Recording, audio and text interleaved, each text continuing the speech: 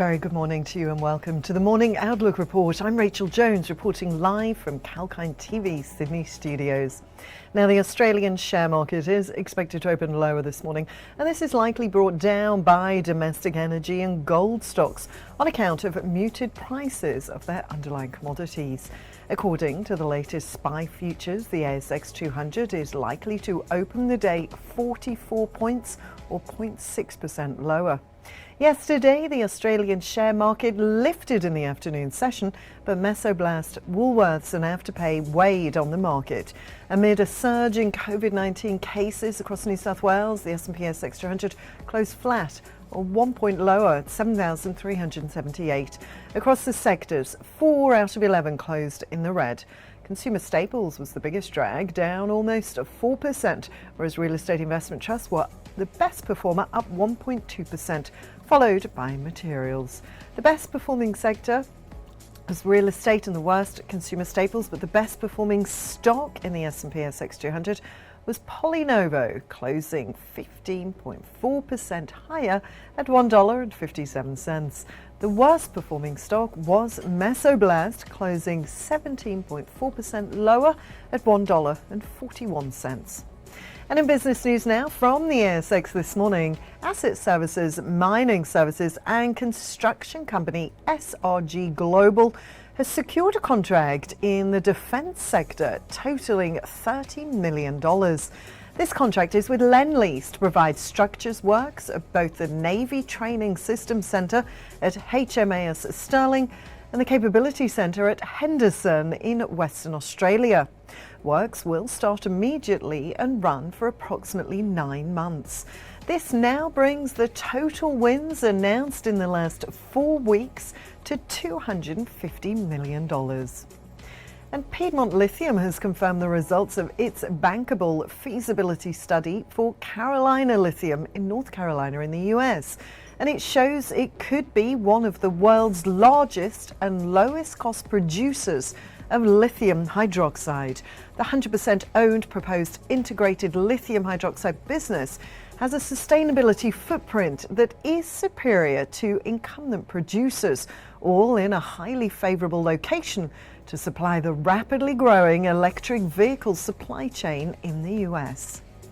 And Challenger today announced the appointment of Nick Hamilton as Managing Director and Chief Executive Officer, succeeding Richard Howes, whose retirement was announced in August.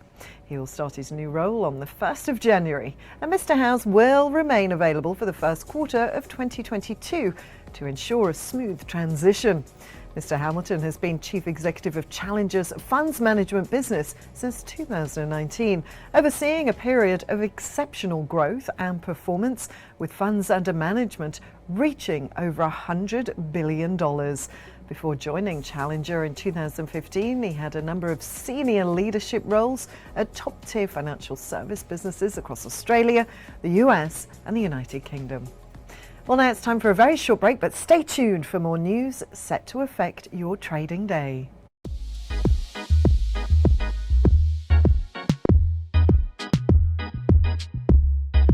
Hi there, James Preston for Calkine TV.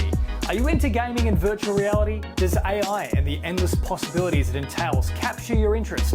Or are you constantly trawling through the web to try and discover the latest updates and innovations in the tech space? Well, let us do the work for you. From the latest product launches to shocking affairs on the World Wide Web, exclusive interviews and information about the top companies like Apple and Google to brand new tech startups vying for your attention. Calkine's Tech Beat has the latest in what matters in the world of technology. Join me every single Thursday on the Tech Beat, exclusive to Calkine TV.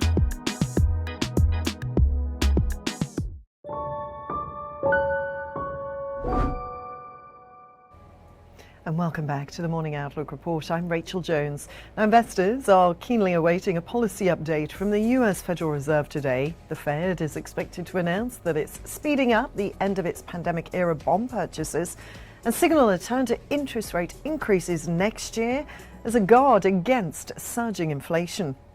Meanwhile, in overnight trade on Wall Street, the Dow Jones ended down 0.75%. The S&P 500 was down 0.3%, and the Nasdaq settled 1.14% lower. US Treasury surged. Producer prices increased by more than expected in November. It was another data point to support views that inflation could remain uncomfortably high for some time.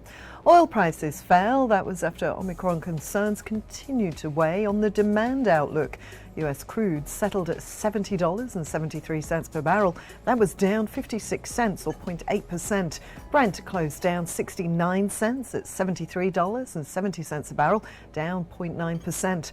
The gold price fell amid expectations the US Fed could lift rates sooner than expected.